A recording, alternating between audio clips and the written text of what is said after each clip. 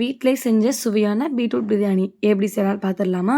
Beetroot பிடிக்காதுன்னு சொல்கிற உங்கள் குழந்தைக்கு கண்டிப்பாக இது போல் ட்ரை பண்ணி பாருங்கள். கண்டிப்பாக விரும்பி சாப்பிடுவாங்க. சரி வாங்க எப்படி செய்யலாம்னு பார்த்துடலாமா? அதுக்கு குக்கர் அடுப்பில் வச்சுட்டு 2 டீஸ்பூன் நெய், 2 டீஸ்பூன் ஆயில் சேர்த்து சூடானதும் ஹோல் ஸ்பைசஸ் 5 முந்திரி சேர்த்து நல்லா வதக்கி விட்டுட்டு, கூடவே 2 பெரிய வெங்காயம் சேர்த்து நல்லா வதக்கிட்டு, 1 டீஸ்பூன் இஞ்சி பூண்டு விழுது சேர்த்து நல்லா பச்சை வாசனை போகிற வரைக்கும் வதக்கி விட்டுடலாம். 2 பச்சை மிளகா, 2 தக்காளி, கொஞ்சமாக மல்லி புதினாவும் சேர்த்து நல்லா வதக்கி விட்டுட்டு, பீட்ரூட் வந்து இது போல் துருவி சேர்த்துக்கோங்க. கட் பண்ணி சேர்க்காம இப்படி துருவி சேர்த்திங்கன்னா பீட்ரூட் போட்டிருக்கதே தெரியாது. அதையும் நல்லா வதங்கினதுக்கப்புறம் 1/2 டீஸ்பூன் மஞ்சத்தூள், 1 டீஸ்பூன் மிளகாய்த்தூள், 1 டீஸ்பூன் மல்லித்தூள், 1 டீஸ்பூன் சிக்கன் மசாலா, 1 டீஸ்பூன் கறி மசாலா சேர்த்து நல்லா வதக்கி விட்டுட்டு 2 டீஸ்பூன் அளவுக்கு தயிர் சேர்த்து நல்லா வதக்கி விட்டுறலாம்.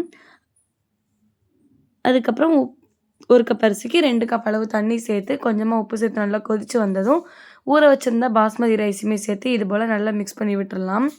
அதுக்கப்புறம் குக்கர் மூடி போட்டு விசில் இறக்கி விட்டு இது போல் நல்லா மிக்ஸ் பண்ணிங்கன்னா சூப்பராகவே ரெடி ஆயிரும். ஃபைனலாக நான் இப்படி தான் இன்றைக்கி செஞ்சுருந்தேன்.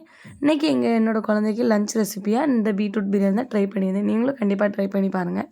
இந்த வீடியோ பிடிச்சா லைக் பண்ணுங்கள், ஷேர் பண்ணுங்கள், கமெண்ட் பண்ணுங்கள். மறக்காமல் சப்ஸ்கிரைப் பண்ணிக்கோங்க. நெக்ஸ்ட் ஒரு வீடியோவில் பார்க்கலாம்.